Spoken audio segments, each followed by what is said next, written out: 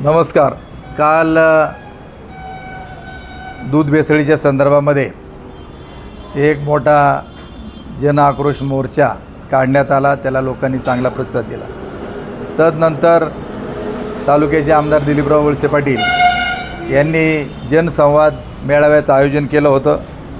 पण तो मेळावा होता की माझंच फक्त ऐकायचं आणि लोकांचा काही संवाद त्याच्यामध्ये नव्हता, असं आमचं एकंदर मत आहे. त्यांचं 57 मिनिटाचं भाषण आज मी ऐकलं आणि आपणा सर्वांना बोलवलेलं आहे.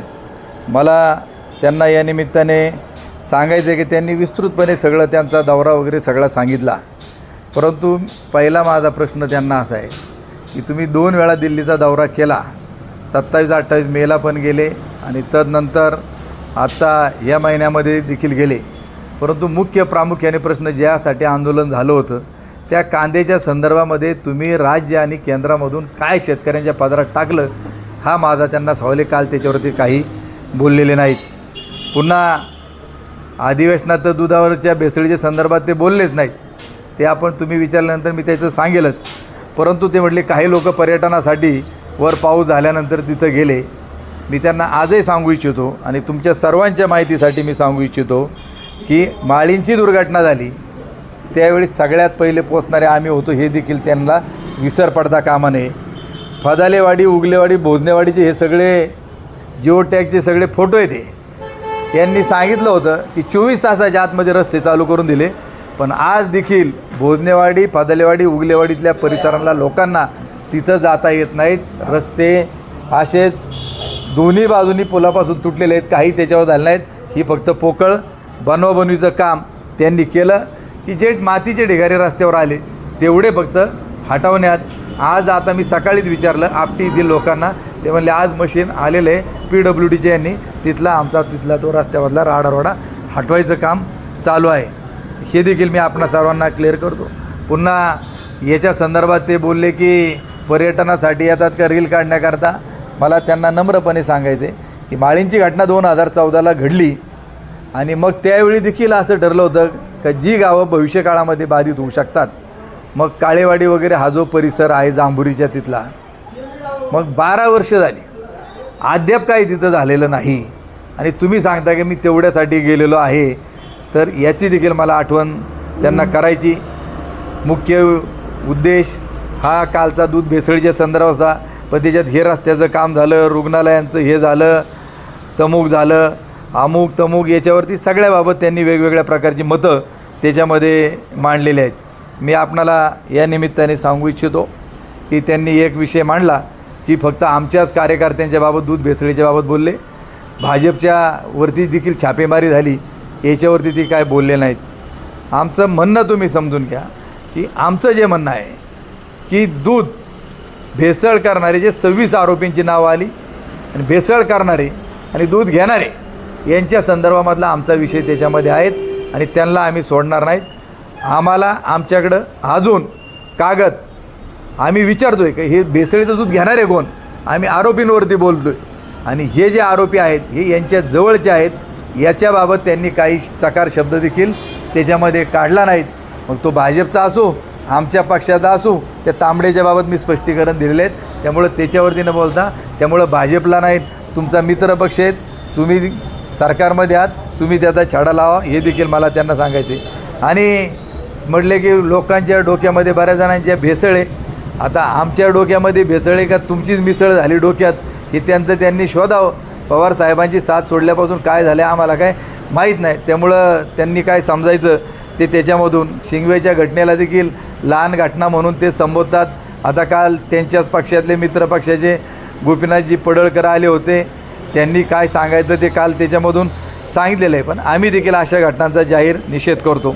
सोशल मीडियामध्ये म्हटले फेक अकाउंट काढली जातात आणि त्यांनी स्वतःच्या अकाउंटवरून त्या ठिकाणी हे करावं, कमेंट जे करायचे असतील, काय पोस्ट करायचे असेल, मग देखो आगे आगे बढता. तुम्ही काय दमबाजीची भाषा करता काय लोकांना, ही लोकशाही.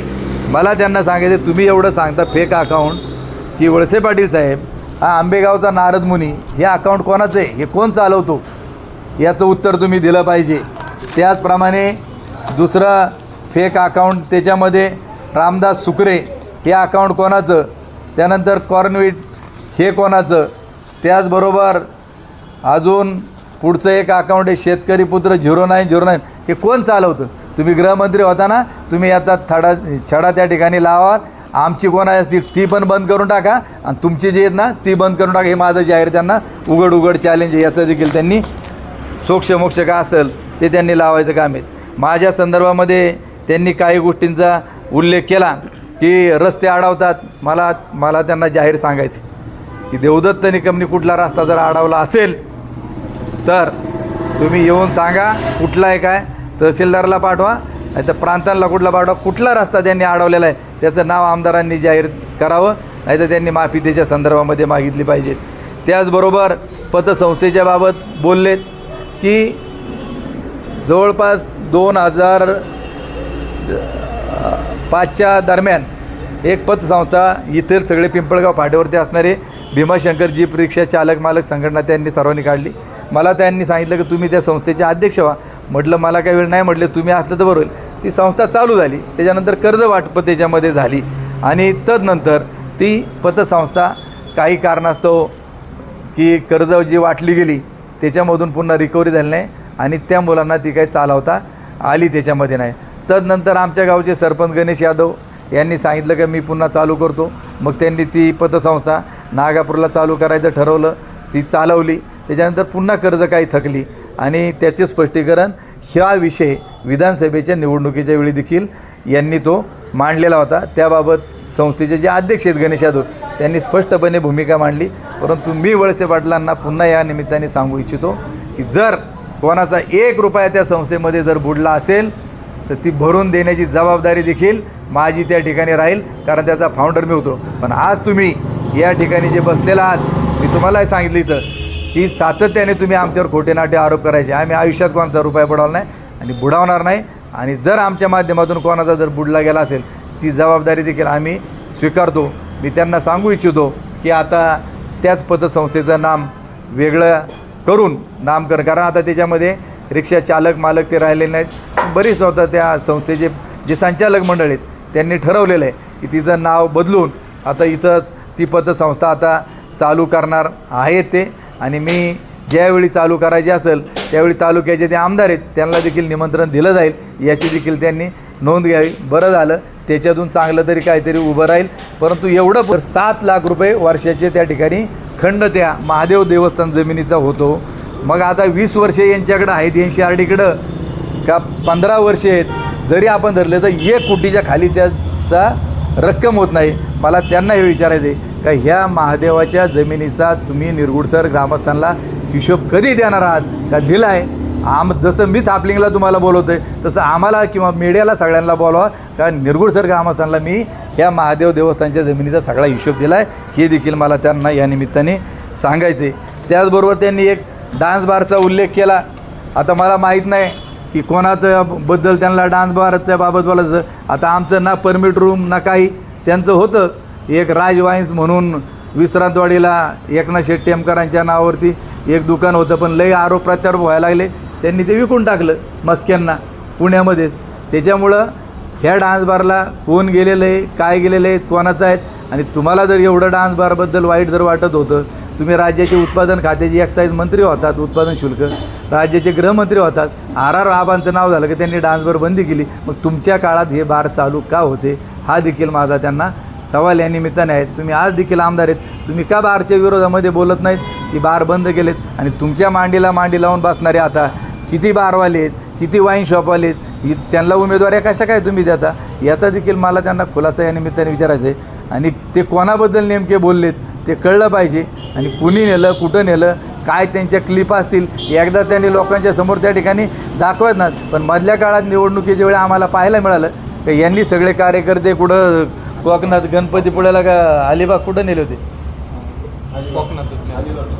अलिबागला तिकडे नेले होते. त्यावेळी सगळ्या बाऱ्या नाचताना डान्सच्या तुम्ही सगळ्यांनी पाहिलेल्या आहेत, कोण कुठं नाचतो कोण कुठं नाचतो ते लोकांना सगळ्यांना माहिती. त्यामुळे त्याच्याबाबत त्यांनी काय सांगायचं काही कारण नाहीत. बिबटेच्या बाबत देखील आंदोलनाच्या संदर्भात ते बोलले, काय असेल ते. मला एक त्यांना विचारायचे की आम्ही सगळे शेतकरी या जिल्ह्यातले सगळी लोकं आली होती, जुन्नर, आंबेगाव, शिरूर सगळ्यांनी आंदोलन केलं. म्हणून एक निर्णय त्या ठिकाणी झाला का पकडलेला बिबट्या त्या ठिकाणी सोडायचा नाही. आता ते म्हणले की हल्ले तिकडं झाले शिरूर तालुक्यात, आंदोलन आंबेगावला का बरं तुम्ही असं भेदभाव करायला लागले शिरूरवाले आणि आंबेगाववाले? अरे हा विषय राज्याचा आहे, देशाचा विषय, आणि त्याच्याकरता जर कोणी पुढाकार घेत असेल आणि या तालुक्यात कोणावरच हल्ला झाला नाही. आपल्या ठाकरवाडीची काय नाव त्या महिलेचं, पूजा जाधव, नांदूरच्या ठाकरवाडीची महिला, तिच्यावर बिबट्याने हल्ला केला, ती त्याच्यामध्ये मयत झाली. तिच्याबद्दल तुम्हाला काय वाटत नाहीत? तुमच्याच मतदारसंघामध्ये जांबूत येत नाही, पिंपरखेड येत नाहीत आणि सांगता का आंदोलन इकडं का केलं? मग मला त्यांना विचारायचं आहे की आंदोलन जर तिकडची घटना घडली शिरूरमध्ये, आंबेगावमध्ये घडली, पण तुम्हाला माहीत नसेल, मग आंदोलन इथं का केलं? मला विचारायचं, भीमाशंकर कारखाना हा आंबेगावमध्ये पारगावमध्ये, मग तिथं तुम्हाला कारखान्याच्या वार्षिक सभेला गोंधळ घालायला शिरूरवाले चालतात का? तिथं वाल्ल्या चालतो का तुम्हाला? त्याच्याबाबत नाही काय बोलायचं, याच्यावर त्यांनी उत्तर द्यायला पाहिजे. त्याचबरोबर एक कुटुंबाच्या संदर्भामध्ये देखील मे 2024मध्ये देखील मला देखील एका गुन्ह्यामध्ये अडकवण्याचा प्रयत्न केलं. आमच्या कुटुंबामधल्या काही 2 लोकांना त्याच्यामध्ये आरोप करून त्याच्यात खोटे नोटे लोक पैसे देऊन निवडणुकीच्या काळामध्ये रुपाली चाकणकरला इथं आणून वेगवेगळ्या प्रकारचे आरोप माझ्यावर करण्यात आले, हे करण्यात आले. परंतु जे गुन्हे त्यावेळी दाखल झाले होते त्याचा निकाल देखील कोर्टामध्ये झाला आणि त्याच्यामधून निर्दोष मुक्तता आमच्या कुटुंबातल्या लोकांची. ते म्हटलं पुतण्या नाही, माझा चुलत भाऊ होता. मी त्यावेळी सांगितलं, आजही सांगतो की आजही तुम्ही जाऊन पाहू शकता. जी घटना घडली ते कुटुंब तिकडच्या मळ्यामध्ये राहते, आम्ही इकडच्या मळ्यामध्ये राहतो. आमची जी शेती आहेत, बागा आहेत, त्या शेजारी तिथं असल्यामुळं लई डिटेल माहीत नसलं. फक्त आता मी त्यावेळी आता त्याच्यात खोलात न जाता त्याचा निकाल कोर्टाने दिला आणि त्याच्यातून निर्दोष मुक्तता केली. त्यामुळं आता हे आमची विनाकारण बदनामी करण्याचं काम त्यांनी करू नये, ते जबाबदार आहेत, त्यांनी पुराव्यानिशी बोलावं, हे देखील मला या निमित्ताने त्यांना सांगायचे. त्याचबरोबर पुनर्वसनाच्या जमिनीच्या संदर्भामध्ये काय बोलले की ज्यावेळी कोणालाही जमीन घ्यायची असते तर त्यावेळी ती जमीन कोणालाही घेता येते. मग फक्त आदिवासीची जमीन कोणाला घेता येत नाही आणि जमीन घेता असताना सरकारची परवानगीनं घ्यावी लागते. मी स्वतः असेल, आमच्या कुटुंबातील व्यक्ती असतील, आम्ही देखील आमच्या गावामध्ये जमीन खरेदी केलेल्या आहेत. जशी खरेदी केली तशी नागापूरमध्ये देखील जवळपास 13 एकर जमिनीची विक्री देखील आमच्या कुटुंबातून आम्ही केलेली आहेत की जी आम्हाला सोयीची नव्हती, लांब होती, ती विकली, शेजारची आम्हाला मिळाली आणि ह्या घेताना सरकारच्या परवानगीनं घेतलेल्या आहेत. त्यांना मी पुन्हा आठवण करून देतो की वळसे पाटील साहेब, कवठ्याला तुमच्या मुलीच्या नावावरती, पूर्वाच्या नावावरती, अजिंक्य गायकवाडच्या नावावरती, त्याचबरोबर डहाके, यशवर्धन डहाके, की जी जमीन पूर्वी विद्या भगवानराव आणि भगवान मल्हारराव बेंडेंच्या नावावरती 44 एकर होती कवठ्याची जमीन, तीच जमीन आता त्यांच्याकडून तुम्ही मुलीच्या, भाच्याच्या आणि तुमचा विश्वासातले जे गायकवाड आहेत त्या तिघांच्या नावावरती कवठ्यातली जमीन केली. ही जमीन कोणाची होती? ही जमीन देखील मागासवर्गीयाची, महारवतन इनामवर्ग 2ची वतनाची 2 नंबरची, तुम्ही देखील शासनाची परवानगी घेऊनच ती खरेदी केलेली आहेत आणि त्यातली 12 एकर जमीन ही धरणग्रस्तांसाठी राखीव असताना ती तुमच्या ताब्यात कशी काय आहेत? आज देखील त्यांच्या ताब्यामध्ये. तुम्ही मीडियावाले जाऊन तिथं कवठ्याला बघा की जमीन यांची खरेदी 44 एकरची, परंतु ताब्यामध्ये प्रत्यक्षात 56-57 एकर जमीन आहेत. ती लोकच यांच्याकडे मागणी करतायत, आमची जमीन आम्हाला परत द्या.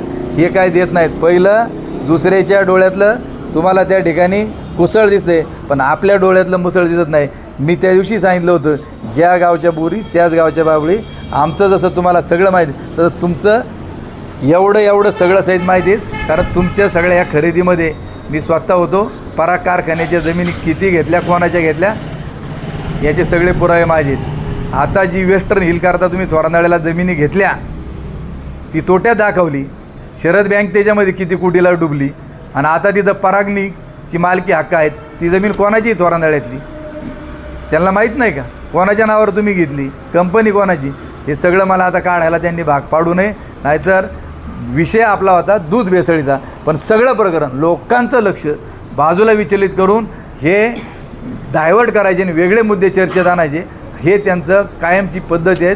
त्याचा मी स्पष्टपणे या ठिकाणी निषेध व्यक्त करतो की आमचा मुद्दा दूध भेसळीत होता, त्याच्यावरती ते काही बोलत नाहीत. परंतु ही वेगवेगळी सगळ्या कथाकारणे सांगतायत आणि एक लावा ना सभा, समोरासमोर होऊन जाऊ द्या. हे सगळं दूध भेसळीच्या बाबत बोला तुम्ही, हे सगळं नीटनेटकं होऊ द्या. मग काय तुम्हाला बोलायचं तर आम्हाला समोरासमोर बोलो, आमची कधी पण तयारी आहेत. आणि आज कर्जमाफीच्या जाताना सांगितलं की आम्ही सरकारमध्ये आहोत, आम्ही कर्जमाफी केली, अमुक केलं तमुक केलं. पवार साहेबांनी त्या दिवशी ट्विट केलं होतं की सरकारचं आम्ही अभिनंदन करतो, पण सरकारबरोबरच सरकारचा निर्णय वेगळा होता. अटी शर्ती घालून 19 सालचे लोकांना ज्यांना कर्जमाफी ते वगळले होते, त्याच्यानंतर 50,000पर्यंत होतं, नियमित भरणाऱ्यांना वगळलं होतं. परंतु आमचे नेते आदरणीय रोहितदादा पवार यांच्या नेतृत्वाखाली वेगवेगळ्या शेतकरी संघटने, रविकांतजी तुपकर असतील किंवा अन्य काय असतील, ह्या सगळ्यांनी जो लढा चालू केला, पंढरपूरमध्ये तिथं उपोषणाला बसले, सरकारचे प्रतिनिधी तिथं आले, त्यानंतर चर्चा झाली, आम्ही देखील त्या आंदोलनामध्ये पंढरपूरला सहभागी होतो. म्हणजे हे यश तुमच्या फक्त सरकारला त्या ठिकाणी नाही, तर त्याच्या विरोधात आवाज उठवला लोकशाहीमध्ये सर्व जनतेने, म्हणून सगळ्यांना त्या आहेत. त्यामुळे तुम्ही काय पाठ थुपटून घ्यायची स्वतःच गरज नाही, हे देखील मला त्या या निमित्ताने त्यांना सांगायचे. याच्या व्यतिरिक्त तुमचे काय प्रश्न असतील तर त्याचं उत्तर मी देतो. तुम्ही मगाशी म्हणाले तोंड उघडायला जाऊ नका, याचा अर्थ असं निघतो त्यांची काही प्रॉपर्टी तुमच्या नावावर आहे? माझ्या नावावर ते करा म्हणत होते, पण मी त्यांना त्याच वेळी सांगितलं, कवट्याची जमीन घेण्याच्या वेळी, त्याचबरोबर याला कवट्याची जमीन घेताना आणि त्याचबरोबर पराग कारखान्याला जी जमीन शिंदेवाडीला घेतली त्यावेळी ते मला म्हणत होते की तुझ्या नावावरती कर. पण मी स्पष्ट सांगितलं की माझं एकत्र कुटुंब आहे आणि उद्या जर माझ्या नावावरती मी जर त्या ठिकाणी ते जर घेतलं तर घरातले म्हणतील का कारभारीत लबाड निघाला यांनी याच्या नावावरती त्या ठिकाणी केलं. त्यामुळे मी सांगितलं माझ्या नावावरती ते जमणार नाही. मग त्यांची माझ्यापेक्षा अतिविश्वासू जी लोक होती त्यांच्या नावावर त्या प्रॉपर्ट्या केल्या. तुम्हाला काय नाव माहिती आहे ते काय तुम्हाला 7/12 आणून देतो, तुम्ही जाहीर करून टाका. 7/12 माझ्याकडून सगळं वदवण्यापेक्षा पत्रकारांना एखादा क्ल्यू दिला का तुम्ही खोलात घ्यायला पाहिजे जाधव साहेब त्याच्यात. त्यामुळं तुम्हाला मी काय करतो की ते गट नंबर जुने 7/12 सर्च केले का लगेच नाव टापाटप येतील. निकम साहेब, आता विष्णू हिंगे उद्याच्या प्रकरणामध्ये सुशांत हिंगे माझा पुतण्या नाही असं म्हणाले, ते खूप ट्रोल झाले. तर तुमचा केसचा निकाल तुमच्या बाजूने लागला, तुमचं अभिनंदन. ज्याच्या विरुद्ध गुन्हा दाखल केला होता तुमचा नात्याने कोण? माझ्या 4 नंबर चुलत्यांचा मुलगा. आणि मी त्यावेळी सांगितलं होतं, मी आत्ताही तुम्हाला हे केलं सक्का चुलत भाऊ. आणि आम्ही त्यावेळी सांगितलं होतं, मला सुद्धा चौकशी करता बोलवलं होतं. त्यावेळी एवढा दबाव देवदत्त निकमला आत टाकण्याकरता पोलीस स्टेशनवर मोर्चा काढण्यात आला होता. रुपाली चाकणकरला शिवगिरी मंगल कार्यालयात एक सभा आयोजित करण्यात आली होती मला जेलमध्ये करण्याकरता. आणि त्यावेळी मला इन्क्वायरीला बोलवलं होतं. मी त्यावेळी क्लिअर कट सांगितलं, पोलिसांनी त्याच्यात पाहिलं, यांचा दबाव त्याच्यावरती होता मोठ्या प्रमाणामध्ये, पण पोलिसांनी सांगितलं की याच्यामध्ये ते कुठल्याही प्रकारे आरोपी होऊ शकत नाही. कोर्टामध्ये जबाब काय दिला? माझा पुतण्या नाही तर तुला मी तुम्हाला सांगितलं ना, मी त्याच्यामध्ये सांगितलं का जी काय चौकशी असेल, मला कोर्टामध्ये बोलणं होतं, पोलिसांनी मला बोलवलं. त्यावेळी सांगितलं की तिथं जे मी इंटरव्ह्यूत जे आता तुम्हाला सांगितलं की आमची जमीन शेजारी आहेत, त्यांचं कुटुंब वेगळं राहतं आमच्या चुलत्यांचं, माझं कुटुंब इकडं राहतं, आमची शेजारी जमीन तिथं आहे, द्राक्षाच्या बागा आमच्या शेजारी आहेत. आता म्हणताना सगळेच म्हणतात का जसं आंबेगाव तालुका कोणाचा, भीमाशंकर कुठलं, त्याच्यावरून फक्त यांच्या बागा आहेत एवढाच विषय झाला. तुम्ही वळसे पाटलांचा संपूर्ण प्रोग्राम 55 मिनिटाचा ऐकला, म्हणजे काही मुद्दे तुम्ही हायलाईट केले. तिथं असा एक विषय झाला की नागापूरला काही शेतकऱ्यांना पाईपलाईन न्यायची आहे. तुम्ही स्वतःला शेतकरी पुत्र म्हणवता आणि आहे तसं ती वस्तुस्थिती आहे, पण ते जमिनीच्या खालून त्यांना तुम्ही पाईपलाईन नेऊन देत नाही, असा अन्याय का करता? तुमच्या माहितीकरता सांगतो की आमच्या जमिनीमधून अनेक लोकांच्या पाईपलाईन गेल्या. ज्यावेळी कुणी पाईपलाईन नेली आम्ही कोणाला देखील अडवलं कधीही त्या ठिकाणी नाही. परंतु आता ह्या उन्हाळ्यामध्ये आमच्या जमिनीची डेव्हलपमेंटचं काम चालू होतं. त्याच्यामध्ये 6-7 लोकांच्या पाईपलाईनी त्याच्यामध्ये तुटल्या गेल्या, त्यांनी काढल्या. त्याच्यानंतर काहींना म्हणजे जवळपास 6 पैकी 5 लोकांनी त्या लाईन वगैरे टाकून सगळं क्लिअर कट त्याच्यामध्ये केलं.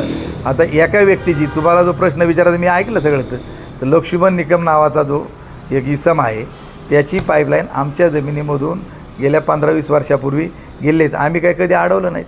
आणि तो काय आमचा काय कोणी दुश्मन देखील नाहीत. त्यामुळे त्याची जाणीव आणि जर तोडायची कोणाची असती जाणीवपूर्वक तर मग एवढे दिवसातच तुटले.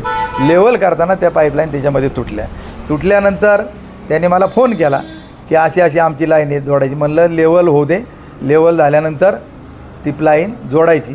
आणि ज्यावेळी आमचं काम चालू होतं त्याचवेळी त्यांनी तिथं काही लाईनी फुटल्या, JCB मशीन त्याच्यामध्ये घातलं आणि ते जमीन खाली वावर बसलं. त्याला सांगितलं की वापसा याच्यामध्ये नाहीत, ओले फोनवरच माझी त्याची काय, तू नंतर आपल्याला भेट, समोरासमोर आपण चर्चा करून नंतर कधी हे करायची. तर त्याने लगेच सांगितलं आमदार माझ्या पाठीमागेन कसा नाही, मी इकडचा कार्यकर्ता आहे तिकडचा आहे, अमुकीनं बघतो कसं नाही देतं. आणि त्यांनी माझी सोशल मीडियावरती त्या ठिकाणी बदनामी करायला, तो नारद मुनी वळसे पाटील जे म्हणतायत ना फेक अकाउंट, तर मी त्यांनाही सांगितलं की त्या फेक अकाउंटवरूनच आंबेगावच्या नारद मुनीवर ही माझी अशा प्रकारची बदनामी त्यांनी त्या ठिकाणी केली.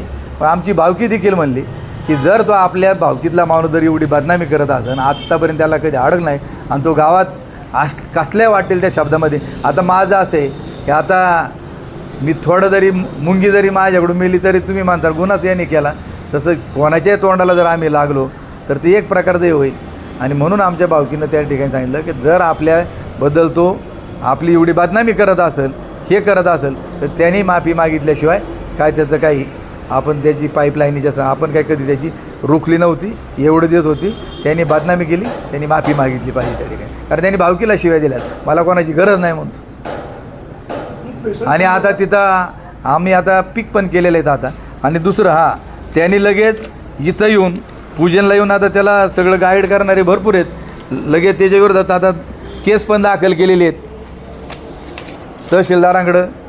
एवढे दिवस आम्ही सगळ्या लोकांना सौजन्याने कोणाला परवानगी आपण काढायला लावतच नाही. माझ्याही पाईपलाईन आहे दुसऱ्यांच्या वावरामधून आहेत, जशा माझ्या याच्यातून 5-25 गेलेले आहेत. नदीला आमचा एक प्लॉट आहे, तिथून तर सगळ्यांना पाईपलाईन आमच्या शेतात गेलं, तिथे डेव्हलप करताना अनेकांच्या फुटल्या. आता काय न्यायालयात प्रकरण गेले, काय न्यायालय निर्णय देईल ते देईल. शेतकरी म्हणून तुमची सकारात्मक भूमिका राहील. हे बघा आम्ही कधी कोणाला अडवलं नाही. तुम्हाला मी सांगितलं त्याची लाईन कुठून होती, आमच्याच याच्यातून होती. मग आम्हाला इथून माग का फोडता येत नव्हती, काढून टाकता येत नव्हती, पण आम्ही तसलं करणाऱ्यातले नाहीत. त्यांना परवानगी देणार. मी काय म्हटलं तर त्यांनी न्यायालयाचं दार त्या ठिकाणी ठोठवलं आहे, आम्हाला आरोपी केलं आहे. आम्हाला जर कोर्टाची जर नोटीस त्या ठिकाणी आमची बदनामी मीडियाला तुम्ही त्या ठिकाणी करताय. आता मीडियाला गेलं म्हणजे काय ते फक्त इथलं 2 गावापुरतं राहिलं का, सगळीकडेच गेलं ना. तुम्ही एक जाणकार आहात, जिल्ह्याचे नेते आहात, जमिनीचे 3 फूट खालून पाईपलाईन कोणी नेऊ शकतो ना. अहो तुम्हाला वाणी साहेब तुम्हाला तेच सांगितलं की आत्तापर्यंत आमच्या जमिनीतून गेलेली आहे ना. आता लेवल करताना त्याची एकट्याचीच काय 6 पाईपलाईनी फुटल्या ना. नावं सांगू का, फुल्यांची फुटली, वाघ सरांची त्या ठिकाणी फुटली, गावची वॉटर सप्लायची फुटली, माझ्या स्वतःच्या 2 त्या ठिकाणी फुटल्या, त्याचबरोबर एक बारव्यांची फुटली. आता तेच सांगत बसू, तुम्ही नावं सांगितलं त्यांना जाऊन विचारा. दुसरा एक मुद्दा, वळसे पाटलांनी दूध भेसळी संदर्भामध्ये त्यांचा संपूर्ण दौरा सांगितला. मी ह्या तारखेला कुठे होतो, त्या तारखेला कुठे होतो. आणि सुरुवातीला जेव्हा पत्रकारांनी विचारलं तेव्हा दूध भेसळीमध्ये काहींची नावं पुढे येतात, ते असं प्लेन म्हणाले कोणी असेल त्यांच्यावर मी कारवाई व्हावी. परंतु तुम्ही जेव्हा आंदोलन केल्यानंतर ते काल जरा जास्त ठोस बोलले आणि ते म्हणाले विष्णू काकांनी आपला पुतणी आहे ते सांगायला पाहिजे होतं. ते म्हणाले त्यांच्या वतीने मी माफी मागतो. कसं पाहतो? हे बघा मी तुम्हालाही सांगतो, त्यांची एक पद्धत आहे, खोटं बोल पण रिटून बोल. मी काय विचारलं, दिल्लीला गेले, कांद्याच्या बाबत का बोलले नाहीत, की काय निर्णय त्याच्या ठिकाणी घेतला, मी इकडे गेलो तिकडे गेलो, तुम्ही जाऊन काय पदरात पाडलं कांद्याच्या संदर्भामध्ये त्यांनी सांगितलं पाहिजे. म्हणजे 24 तासात सगळे रस्ते चालू केले. तुम्हाला मी फोटो निशेल गावाची नावं सांगितलं, भोजनेवाडी, फादालेवाडी, उगलेवाडी, आजही लोकांना जाण्या येण्यापाशी रस्ता नाही. कशाला लोकांना खोटं त्या ठिकाणी सांगताय. आमचं म्हणणंच एक होतं की त्यांनी जसे राज्यातले आमदार सगळे तळमळीनं बोलतात, वेगवेगळ्या ठिकाणी सगळ्यांचा निषेध केला जातो, हा तालुक्याला जी बदनामी झालेली आहे. तुम्ही या तालुक्याचे आमदार म्हणून आहात आणि आमदार म्हणून तुम्ही असताना की तुम्ही याच्या संदर्भामध्ये विधिमंडळात आवाज का उठवला नाही हा आम्हाला त्यांना. बरं पत्र पण दिलं नाहीत का, याची सखून चौकशी झाली पाहिजे. त्यांना खोटं नाटं रेटण्याची सवय त्या ठिकाणी आहे. त्याच्यामुळं आता याच्या संदर्भामध्ये लई याच्यामध्ये आता लांब कशाला. देवदत्त निकम नावाचा कालही मी सांगितलं ना, डमी आणला, खोटा आणला, कुठून आणला त्यांनाच विचारा ना तुम्ही काय. आणि ते स्वतः सांगतात ना, तो असल्यामुळंच मला 1,500 मी निवडून आलो. अरे तुम्ही एवढं खोटं करता, ह्या जनतेने त्यांना नाकारलेलंच आहेत.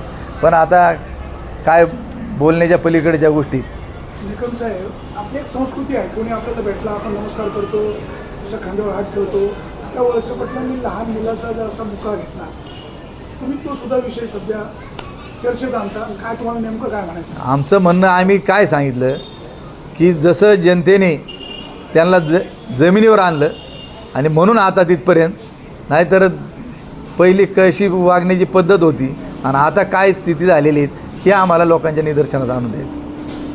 शेवटचा प्रश्न, जनरली कुठल्याही संस्थेमध्ये संस्थेचा अध्यक्ष, सचिव किंवा साखर कारखान्यामध्ये चेअरमन, MD किंवा भारतात व्हाईस चेअरमन यांच्या धनादेशावर सह्या असतात. तुमच्या भीमाशंकरमध्ये तुम्ही मगाशी वाचून दाखवलं, चेअरमन, संचालक, कार्यकारी संचालक अशा तिघांच्या सह्या. म्हणजे संचालकाचा प्रश्न कुठे येतो? नाही, आता मी तुम्हाला सांगतो, संस्थेमध्ये 3 लोकांना म्हणजे अध्यक्ष किंवा अध्यक्ष नसेल तर काही ठिकाणी ठराव घेऊन सह्यांचे अधिकार हे इतरांना देता येतात. तर मला फक्त तो विषय एवढाच आहे. बाकीचा विश्वास नाही का असा अर्थ निघतो ना? नाही, ते काय आता पहिल्यापासून येतं. मी अध्यक्ष असताना त्यांना सह्यांचा अधिकार होताच ना.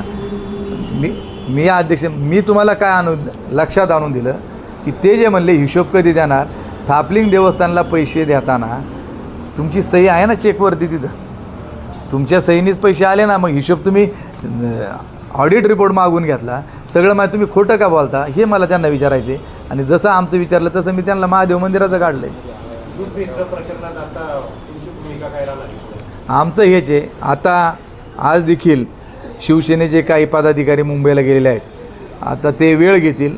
मुख्यमंत्री, 2 उपमुख्यमंत्री आणि FDAचे आयुक्त आणि त्या खात्याचे मंत्री यांना जाऊन आम्ही भेटणार आहोत. आणि हे प्रकरण कुठल्याही प्रकारे झडपता कामा नये, राजकीय दबावापोटी ही आमची भूमिका राहणार आहेत. आणि जे याच्यात कोणी आरोपी असतील त्यांना हे कठोर शासन झालं पाहिजे. हा माल विकला कुठं गेला, कारण आता जो भेसळीचा माल गेलेला आहे याचे आरोग्यावर काही ना काहीतरी परिणाम झालेले आहेत ना. आज आपल्याला डोळ्याने जेवढे दिसतात लोक तेवढेच फक्त आपण म्हणतो याला कॅन्सर झाला, त्याला याचा त्रास झाला, परंतु आता जे लागण झालेली आहेत, ज्यांच्यावर आज ना उद्या त्याचे दुष्परिणाम होणार आहेत, याला जबाबदार कोण? म्हणून हे गदाड गेले पाहिजे, कायद्यामध्ये दुरुस्त केलं पाहिजे, कायदा कठोर झाला पाहिजे. यासाठी आम्हाला भेटायचे. एफडीएचे नियम कडक झाले, फॅट आणि SNF कमी असेल तर दूध खरेदी केलं जात नाही असं म्हणलं जातं. नाही, आता ते माझं मी तुम्हाला विचारलं की मी शासनाचं एक सर्क्युलर तुम्हाला आता दाखवलं की 3585 असेल किंवा 30, 32, 82, 83 जे काय असेल कमी अधिक, त्याच्यामध्ये रेटमध्ये कमी जादा प्रमाणामध्ये फरक करतात. लिटरला 30 पैसे 50 पैसे असे प्रत्येक संस्था किंवा शासनाच्या सर्क्युलरप्रमाणे खाजगीवाले वेगवेगळे त्यांच्याप्रमाणे करतात. परंतु त्याचबरोबर की एखादी संस्था आहे तिथं 100 गवळी आहेत, 100 गवळ्यांमध्ये 2-3 गवळ्यांचं दूध हे 30 फॅटच्या आतमध्ये येतं, त्याचा SNF 8च्या आतमध्ये येतो. पण कोणाची फॅट ही 4.5 लागते, कोणाची 5 लागते, कोणाची 3.8 लागते आणि SNF देखील तशाच प्रकारे असतो. आणि एकूण जो सॅम्पल तयार होतो फायनल, ज्यावेळी तो मार्केटमध्ये विक्रीला येत आहे तर त्याचं ते जे दूध आहे तर ते त्या निकषामध्ये बसतं. आणि संस्था काय करते, दुधाचा दर देत असताना की ज्याचा कमी फॅट आहे, SNF आहे, तर त्याला ते कमी दर देत असते. आंबेगाव तालुक्यामध्ये काही भाजपच्या कार्यकर्त्यांच्या खाजगी दूध डेअऱ्या आहेत. वळसे पाटील काल बोलताना म्हणाले त्यांच्यावर झालेली कारवाई तुम्हाला दिसत नाही का? नाही, त्याचं उत्तर मी दिलं मागाशीच मुलाखत. नाही, इथलं दिलं ना तालुक्यातलं. असं काय आहे का तुमच्या कानावर काही? नाही, आमच्या कानावरती जे आहे इथली 2 केंद्रवरती कारवाई, म्हणजे आता बाकीच्या ठिकाणी चालू आहेत, पण जे याच्यामध्ये आलं ऑन पेपर जे आलं त्याच्यामध्ये की 2 केंद्र इथली बंद करण्यात आली आहेत. आणि त्यांना त्याची जे काही पूर्तता आहेत, ज्या 75 टर्म्स कंडिशन आहेत, एक शिंगव्याचा प्लॅन्ट आहे, एक मंचरमधला आहे, त्यांना त्याची पूर्तता करायला सांगितली आणि अपील करायला सांगितलं. गोवर्धनच्या प्रकल्पामध्ये FDAचे कार्यकर्ते अधिकारी गेले होते अशी चर्चा होती, तुमचं काय अपडेट आहे? नाही, अधिकारी मी भोगावडे म्हणून त्यांचे सहाय्यक आयुक्त जे आहेत पुण्याचे, त्यांना आम्ही विचारलं, ते म्हणले आमचं स्क्वॉड तिथं आहे, चौकशी आमची चालू आहेत. आणि त्याचबरोबर त्यांचा एक रिपोर्ट जो आहे का ही जी व्हे पावडर आहेत त्या कोणाकोणाच्या जप्त झाल्या त्याच्यात गोवर्धनचं नाव आहेत ना. राजकीय विषय जर घ्यायला गेलो तर राजकीय विषय एक आहे. तुम्ही पुणे जिल्ह्याचे राष्ट्रवादी शरदचंद्र पवार पक्षाचे पुणे जिल्ह्याचे अध्यक्ष आहेत. एक माध्यमांमध्ये चर्चा होती तर राष्ट्रवादी शरदचंद्र पवार पक्ष हा BJPमध्ये जात आहे, खरं आहे का खोटं आहे? हे सगळं फेक न्यूज आहे आणि त्याचं स्पष्टीकरण देखील रोहितदादांनी दिले, आमच्या अध्यक्षांनी देखील दिलेलं आहे. छोट्या मोठ्या जे डेअरी आहेत त्यांना ॲव्हरेजची परवानगी असेल, फिश कंट्रोल परवानगी असेल, युनियन ऑर्डर असतील, असे काही तर नियम कडक झाले. भेसळ थांबली पाहिजे थोडं ठीक आहे, परंतु सर्वसामान्य दूध संकलन करणारे छोटे छोटे व्यवसाय हे प्रकार संपत चालेल. काही डेअरीला ताळं लागले. दूध भेसळ सोडून याच्या काही जाचगाठी आहेत, याबद्दल काय सांगायचं? नाही, हे पहा, मी तुम्हाला सांगतो, पूर्वी गावामध्ये एकच डेअरी असायची आणि त्याच्या अगोदर सांगतो, पूर्वी फक्त पिंपळगावची डेअरी होती. आमच्या गावातलं दूध 77-78 साली लोक पोहून पार तिथं दूध घेऊन येत होती. त्यामुळं जे चुकीचं काम करतात ते बंद त्या ठिकाणी झालं पाहिजे. आता पार प्रत्येक घरापुढं आता गाडी थांबायला लागली. त्यामुळे याचे जे नॉर्म्स आहेत तर त्या नॉर्म्सप्रमाणे ते संकलन झालं पाहिजे. कारण ज्यावेळी गाडी आपल्या दारापाशी येते त्यावेळी तो काय पाहतो, फक्त डिग्रीच पाहतो, बाकी काहीच पाहत नाही. हा इथे टाकलं का चाललं, काटा करायचा गाडीतून, डिग्री पाहिजे का चाललं, बाकी काय त्याच्यामध्ये. परंतु याच्याकरता ज्या लॅब असतात ह्या प्लॅन्टवाल्यांकडे असतात. प्रोसेस करणारा जे युनिट आहेत तिथं ह्या लॅब्स असतात आणि त्या लॅबमध्येच ते येणारं दूध जे आहे ज्याच्याकडे संकलन होतं आणि तो ज्या प्लॅन्टला प्रोसेस युनिटला आणून देतो तिथं त्यांना सगळं माहीत असतं की हे दूध चांगलं आहे कोणतं. मी कालही भाषणात सांगितलं, सायबर डायनेमिक्सनी जुन्नर तालुक्यामधून एकाचं जर दुधाचं आलं होतं त्याला त्यांनी नोटीस बजावलं आणि ते नोटीस सायबर डायनेमिक्सचं त्यांच्या जे छापा टाकला त्याच्यामध्ये ते सापडलं की तुमचं दूध हे भेसळीचं आहे, आम्ही स्वीकारू शकत नाही. मग ह्या ज्या कंपन्या आहेत मोठमोठ्याल्या त्या जर देत आहेत तर ज्यांना राजकीय प्रोटेक्शन आहेत ते लोकच हे डेअरिंग करतात, बाकी हे करत नाही. कडक नियमानुसार छोटे व्यवसाय संपतील असं वाटत नाही संपणार. चांगलं काम करणाऱ्याला काहीच अडचण नाही, अडचण भेसळीवाल्याला आहे. चांगलं काम करणाऱ्याला काहीच नाही. आरोपी फरार आहेत, 13 आरोपी. तर त्या संदर्भामध्ये आम्ही पोलिसांना देखील विचारलं की 26 आरोपी आहेत, 13 आत आहेत, 13 बाहेर आहेत. तर त्यांच्या कुटुंबातल्या लोकांना चौकशी करता ते बोलून घेत आहेत, त्यांचा शोध चालू आहे असं त्यांनी सांगितलं.